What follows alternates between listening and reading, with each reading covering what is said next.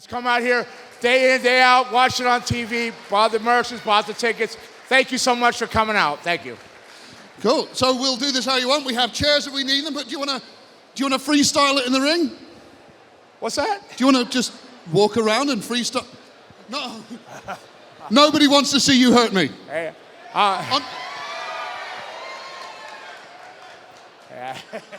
sounds like they want to see me hurt you. Oh, well, it's been a good run. Welcome. The first thing I want to ask you, just personally, is... Well, hey, I want to tell you, first of all, I'm not much of a talker and not big on interviews. That was the downfall of my career. If you ever seen that interview I did with Michael Hayes, you'll understand what I'm talking about, right? Who's seen that one? So I apologize, but I hope everybody's going to be here tonight for Future Shock. Is everybody going to be here tonight? Can I hear you some more? Then we're going to do a little fang and a bang, and then I'll do what I know what I love to do, and that's professional wrestling. Big six-man tag, you and Forbidden Planet versus the Northwest Saviors and the Hunter Bryak Strong. I seen one of the fellows stalk him. He's already noticed I got a dodgy leg. I saw him staring you down, right? But I want to ask about something, because one thing's for sure, right? As soon as your music hits, as soon as we hear the noise, I don't know what that was, but it all starts. What was it like when you first had that played to you? I was a bit lost. I didn't have my blood with me just now, so I was thrown off. I was looking for my chalice, so I was going to come out, and I go, wait a minute. It's an interview, so what's going on here? But there's no other feeling. It's a great, tremendous feeling. It's a rush. Can't describe it when you're coming up to that, when you come up to that ring of fire. Just as you're peeking the fire, you get there. You know, they told me, they wanted me to be this scary vampire. I pitched the vampire thing to them. But they go, you can't be a happy vampire. We need you to be a scary vampire. So they'd go on, but every time I got halfway up through that fire, I'd try to look menacing, I'd look mean, I'd try to hold the stance, and I couldn't help it. Halfway up, I'd be like, and after about 3 months, they just said, all right, damn it, you're a happy vampire. We give up. Just be a happy vampire. Somehow, yeah, so no days off, baby. We just got to keep grinding, right? So you obviously you were the Vampire Warrior before you went to WWE and given the name Gangrel. What was it like? Because I remember something I'm going to ask rather selfishly was you were in ECW initially as well, along with all the independents. Before ECW became huge, do you have any memories of that early ECW? Yeah, no, I was just there very briefly. I went there with Luna. I had a feud, yeah, all right? Yeah. No, it was a crazy locker room. It was a lot of fun. I was just in and out. I was going to Japan, and I was just ultimately trying to get back to WWF. That was where I ended up going, yeah. And it worked out nicely. So I'm going to sit down here. Oh, no, please. May I as well? No, I'd feel more comfortable if you stood. Okay.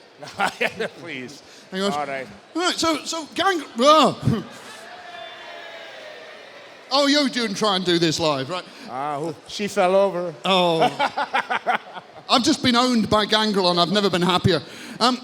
Yeah, so you came to WWF and initially you were on your own. Right. And then, obviously, I think, do we have any fans of the Brood in tonight? Like you're even pointing to him. Are you especially a huge Brood fan? Oh, fantastic. When did you find out that was going to be the thing that you were going to be working with Christian and Edge?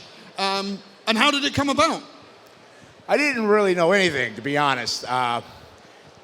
Vince McMahon came to me and said, get rid of those fangs, because I had the fangs that proper. They were permanent. He says, get rid of those, lose a little bit more weight. I dropped the weight. Grow your hair back in, because I had a mohawk. He goes, I'll never use a vampire character. And sure enough, I lost the weight, I got rid of the fangs, and I grew the hair back out. They gave me a job. And they said, hey, you're going to sit home for a year. And I go, oh. I was crushed on that because I was going to All Japan Wrestling and had momentum. And they said, you're going to sit home. But I was home a week. It was about a week, and then this fella named Vince Russo called up and said, hey, can you still do the vampire thing? And I was, sure. So I didn't have fangs anymore. I really didn't have any kind of gear or whatnot. So anybody heard of Hot Topics here? No? Yeah. So before Hot Topics was they weren't so mainstream then. I ran right out, ended up with the white puffy shirt, some suede blue pants and black pants. And then I went to a boot store next door, got some new rocks and journeys. And then I came up with that on a Friday night because they said, we need you there on Sunday. We flew out Saturday. So I came up with all that. They had no direction. They just, you're going to be a vampire. And then I did the thing. I guess they wanted to see how it worked, but they didn't know what to do with Edge. They were struggling trying to find a spot with Edge. So they had me start a feud with Edge, and that's how that feud started.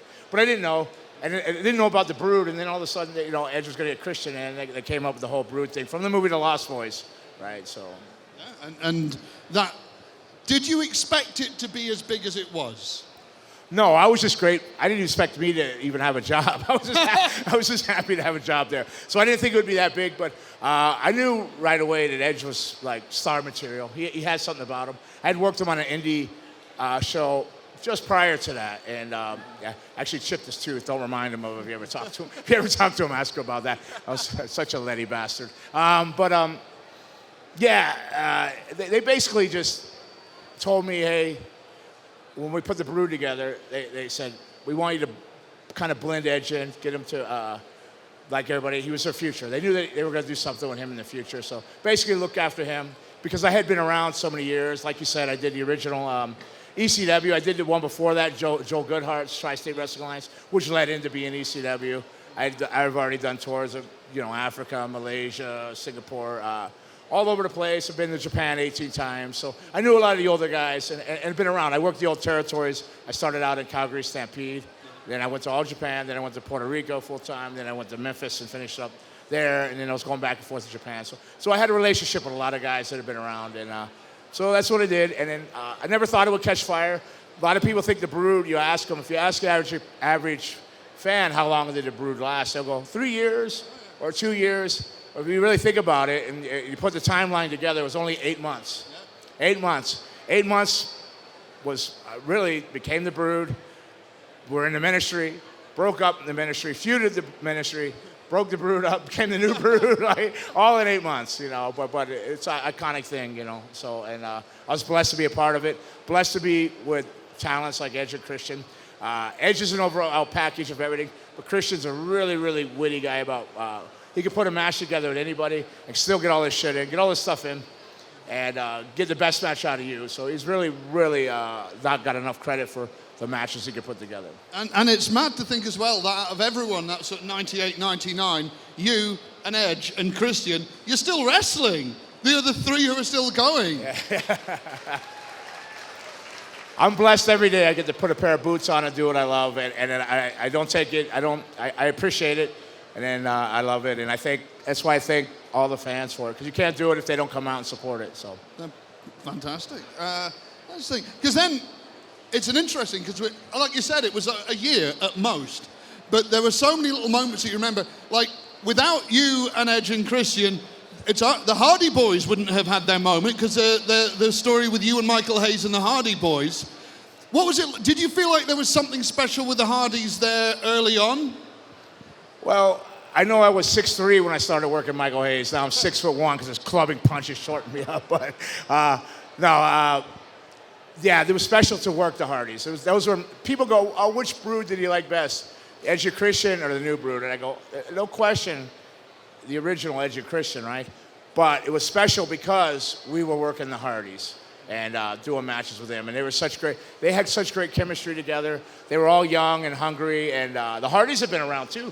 For a lot, they've been around quite a few, breaking in and whatnot and paying their dues.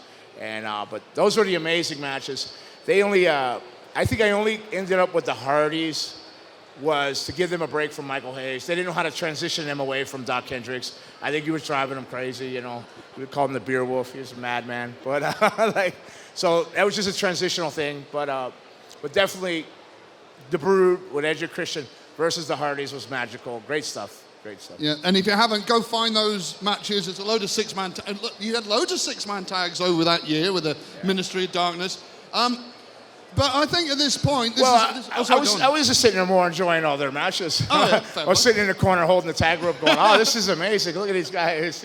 Go, guys! Yeah. They just call me in for a few moves. I jump back out. Perfect. Come out, spit the blood, go home. That's how I'm able to still wrestle all this time later. I didn't put all that work in. They did. Genius. Well, this For the Love of Wrestling is all about the fans. It's all about you folk. Josh, we got Josh around with the roving mic. If you've got a question for Gangrel, pop your hand in the air, and we will get to as many of you as we can. So I think we've got one there, Josh. Hi. First of all, I'd like to say thank you for the amount of T-shirts that I have ruined trying to replicate your entrance with Ribena when I was a kid. But the question I've got for you is... I bet your mom's not going to thank me, though. No, definitely not. Most people tell me how upset their moms are when they try to do the entrance over. Somebody said they use HP sauce and got it on the walls. But my question to you is, you're obviously a real big part of the Attitude Era, certainly in my eyes. Is there anyone that you feel during that time you didn't get to work with, or you wish you'd have got to work with more, because maybe you only got to work with them once? I don't know. It was such a busy, crazy time, and everybody was so good. I wish I'd have worked Val Venus a little bit more often. I think he's a heck of a wrestler, and but paths only crossed a little bit there, but I believe we could have did something really good. Val Venus was one.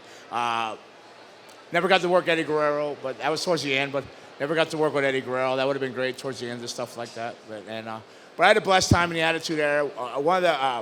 I loved working Steve Blackman. A lot of people find that a strange thing, but I really enjoyed wrestling the Lethal Weapon, Steve Blackman. Do we have any Steve Blackman fans in? And another one that I had really good chemistry with, and I can't remember having a bad match because he always carried me, was Too Cold Scorpio. Oh, yeah. Yeah. So. Any Scorpio fans in? No. One. He's a good talent, though. He's a good incredible. Talent, Fantastic. Josh, grab us another question. Scorpio got heat with everybody. Hiya. Huge fan of yours, especially Luna. Big respect. She's amazing. I have a question, and that is, if you could have 2 signed and unsigned wrestlers to join the Brood, before or now, who would it be? Signed or non-signed? Two-parter. There's a dude in here called Matt Riddle. Would be great in the Brood, I think. He's slow down. So, Riddle would be one, I think. Don't suck his blood. You won't What's be able that? to. Don't suck his blood. You won't be able to drive afterwards. No. I'm not sucking nothing on him. I'm like Riddle, and then I don't know, non-signed. Let's try to come up with a non-signed guy. You got me stumped here on. Well, okay. Let's say from sort of wrestlers, you can't pick the Hardys and you can't pick Edge and Christian, but 2 folk from anywhere to recreate the Brood. Who would you choose? I don't know. I would like to change the path of the Young Bucks and make them in the Brood. Yeah. Yeah. I feel we're here for that. We have 2 fans. Congratulations. 4. This isn't an auction. We're going to move on. Well, I just picture them being, young vampires. I still would I would even go older. I like Frankie Kazarian. Chris Daniels was supposed to be one of the original members of the Brood too. But they're older now. But you want the young bloods like that. I think Young Bucks could fit in there like that really good. Without a doubt, get them on the and also because you made an appearance in AEW was it with the Young Bucks that you did the Brood thing, or was it? I did, and then they turned on me and beat me up, and then Christian and Edge had to make the save. Or Christian, who was it? Well, Hardys.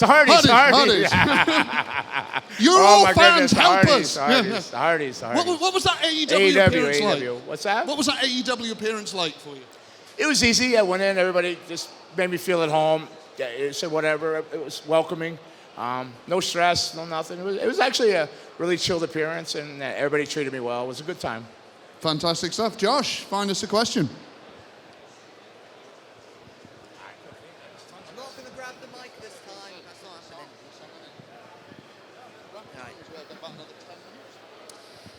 Hello, my name is Stephen, and I'm a big fan of the Brood, as yourself. Thank you. Okay. I would like to ask you a question. Apparently, considering that I basically talked to Al Snow before, saying he was the most underrated wrestler of the Attitude Era, you've definitely got to be one as well. Who do you reckon should have been given a bigger push in the Attitude Era, as you say, barring yourself, of course? Besides myself, thank you for the compliment, but I wouldn't have pushed me.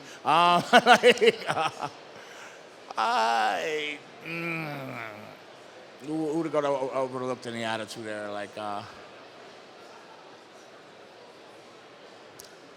D'Lo had a heck of a push, though, didn't he? D'Lo Brown, right? Yeah, D'Lo. We love D'Lo. Yeah, D'Lo when got you're- pushed. Yeah, D'Lo got pushed. Who got over? I would say Steve Blackman. He was floating around, or Al Snow. Al Snow was busy though. He had good runs with the Job Squad and all that. But I think they had more to offer and stuff like that. Well, I've got a follow-up. We'll grab... Yeah, but Go for it. also, you mentioned Christopher Daniels. He should have been in WWE as well. He should have. Well, he was. Christopher Daniels was considered. Christian got that spot. He was going to be one of the member of that brood. Yeah, they were trying to put the brood together. Christopher Daniels name came up. Dr. Luther from Canada. Oh, wow. Dr. Luther and Chris Daniels, but Christian came in the back door. Edge got Christian in. Yeah. Well, I did not know that. Did anyone else know that Christopher Daniels was going to be in the Brood? Dropping exclusives here. So, a quick sort of detour, because you were there during the Monday Night War at its most Monday Night Warsiest. You were there at Raw, well, Nitro. What was it like being in the middle of that? Did it cross your mind, or was it just something you got on with? No, Edge and him would always mention, hey, we're on the hour that's changing, like that 9 o'clock hour. And they would always say it was a really good thing because, I mean, people are watching. So we would end up opening up like that 9:01 or whatever it was, whatever that changing hour was. Maybe it was 10 o'clock. Or it was 9. I believe it was like 9. So people were excited. They did notice. They did take and wanted to be in certain time spots and push that. It was a great time. Made you more competitive. You worked harder. I think everybody worked harder. In the Attitude Era, I believe within WWE, everybody worked harder. They were competing with each other there. They weren't really worried on the outside, but they knew if they looked good there and they performed, people would be watching. The WCW would see it anyways, and then if they left there, they would end up with a better job. But it was exciting times. It was fun, and it was a blast. It went by so quick. Yeah. Perfect stuff. Josh, grab us a question. I'm just so deaf. First of all, just to say I'm such a big fan of the Brood personally, so thank you for the memories. Thank you. Thanks, guys. When we go back to the big boss man incident at Hell in a Cell with the hanging and the Brood are obviously involved in that, what was your opinion when that was first pitched to you as an idea? I didn't hear the last part. What was my opinion of... So when it was pitched to you about Big Boss Man being hanged from the top of the Hell in a Cell, what was your first reaction to that? My first reaction is, you want me to come out of the ceiling? I was like, because they said, hey, it was WrestleMania Philly, actually. It was Philadelphia WrestleMania. We weren't scheduled to wrestle or have a part to do with anything. Got there on a Saturday morning. They said, you got rehearsals the morning prior. And we go, rehearsals for what? They go, oh, you just got to be down there. Just show up.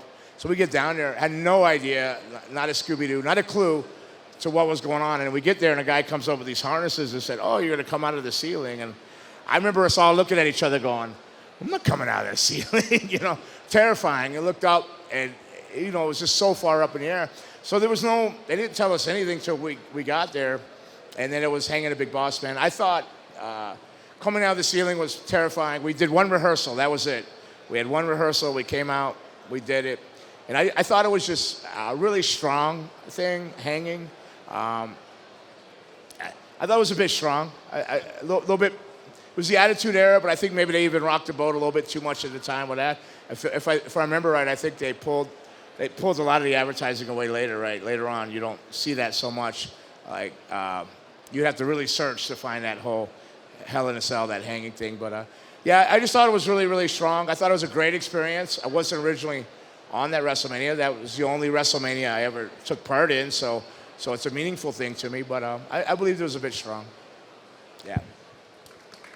Fantastic. Thank you. Josh, have we got a question, mate? Here we are. This is why we have swivel chairs. So easy. Hi, my name's Reese. If you could face anyone in this current day, who would you face and why? Who would you face and why? Any wrestler current day? Oh, God. If I could only have one opponent, who would you know what? I don't know. Eddie Guerrero. I never got to wrestle him. He mentored me, and his family. It was great to me. Hector and all of them, and even Chavito Jr. They're all good to me. So I've learned nothing but I learned so much under him. He mentored me. So it would have been awesome to have wrestled Eddie Guerrero. Yeah. Wonderful stuff. Yeah. I I told you I'm not much on talking in interviews. I warned you before this started, so No, it's you're right. I suspect for you all to carry this if you're going to carry this it. man's very UK champion too. Look at that. If you could change one thing in your career, what would it be? I'm a big believer everybody has their past and their destinies and stuff like that. But if I could go back and change one thing, it would be to care a little bit more. When I was in the Attitude Era, when I was on TV in the Brood, and when things were kind of falling apart and they were shuffling me around, I didn't care enough. I did, inside I did, but I didn't care enough out loud. So if they would come up to me and said, hey, you're gonna do a match and we need you to lose in 1 minute, you know, I'd be like, I could do it in 30 seconds or whatever, instead of asking why do you want me to lose, or not speaking up when it didn't make sense. Because ultimately, they really wanted you to speak up back then, because they wanted to see that you cared about it, not that you were just gonna go through the motions. Going through the motions would keep you, you know, right there where I was, where you never break mid-card and stuff like that. So if I could change anything, it would have been to spoken out loud more about how I actually felt inside about things. Yeah. Other than that, my journey's my journey, and I'm grateful for it, you know. Yeah, that's fine. Thank you very much. And it was mentioned sort of briefly in passing over here. Obviously, you were and still very close to one of the greatest female wrestlers ever, a pioneer, Luna Vachon. Try and describe me as like using a screwdriver to cut roast beef. It was like Al Snow was back in the ring for a second. Well, I've been yelled at enough by her. I know that. But I could give you every promo there is. I've heard them all. Luna, I mean, when there were no women in TV wrestling, there was Miss Elizabeth, there was Sherry, and then Luna came in like a tornado and changed everything. Do you have any memories of Luna that you'd like to share with us today, sir? I was terrified of that woman. Totally terrified of her. When I first met her, I was 18 years old, or 17. There was a company called Florida Championship Wrestling from Florida. She was there with Kevin Sullivan and whatnot. She had a mohawk, or one side of her head shaved. It wasn't even a mohawk, like one side was shaved. She was scary. She was in the ring. She broke her nose. I could hear her arguing in the hallway. And everybody know the Nasty Boys? So, right? So you know how big and scary the Nasty Boys could come across back then, right? So I'm sitting with the Nasty Boys, which I should have been afraid of, but I could hear her growling in the hallways. And I'm like, what is that, you know? And she kicks the door in, like all pissed for whatever reason. She looks right at me and goes, fresh meat. Yeah. And I hid behind the Nasty Boys. I go, what is that? They go, that's Luna. I go, what is a Luna? They go, she does our laundry. She's the sweetest person in the world. I swore her off that I wanted to have anything to do with her. And then I had another run-in with her where she beat me up, like, jumped on me, bit me in the back. I wanted to fight her so bad, and they were like, you can't, that's Luna. Within a year, I had a scar on my back, and within a year where she bit me on my back, we were together, best friends, and we spent 18 years together. And that's why I always tell everybody she's the original vampire, because she bit me and turned me into like some kind of like minion or something. But she was an amazing person. What people didn't realize, they see all the toughness, they hear the stories of the fights and her personal battles with like schizophrenia and depression and all that. And I'm sure you can reach out and touch somebody's shoulder in this room and they know what they're going through. It's a serious thing and it should be taken serious. So, but what people didn't get to see about her was her kind and caring heart and how much she truly loved professional wrestling. And she would lay down and die for it, you know. She had a heart as big as that temper, and they equally matched, and they balanced her out, her yin and yang. And she was an amazing, beautiful human being, and I was proud to share part of my journey with her, and it's everlasting. And I thank her for everything that I survived all these years. So thank you, Luna. Love you. Beautiful. Now, also, you, despite not having been on TV for a long time, you are very familiar with Britain because we've been coming over with All Star for quite a long time. Two questions. One, do you have a Brian Dixon impression? I don't do a good Brian. No, animals, they're all animals, Muppets. Or I guess he's more known for foam hands, 5 pounds, foam hands, you know. Brian Dixon was an amazing individual. He gave me a break here in England. I said 18 years at Luna, but I came 18 straight consecutive years till the pandemic, working for All-Star Promotions, almost 6 months out of each year. So I was living up near Liverpool, Birkenhead over there, and yeah, I almost moved here full time. You almost got stuck with this old yank. I mean, would he be welcome here full time? Will we have him? Fantastic. We'll even offer you this man's blood. He's up for it. It's consent.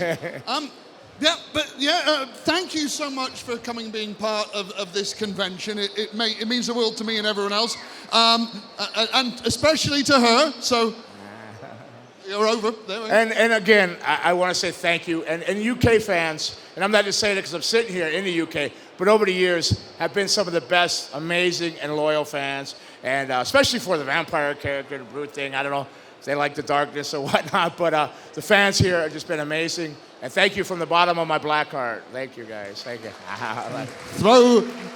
For the love of wrestling, throw those horns up, pay your respects for the master of fanging and bagging.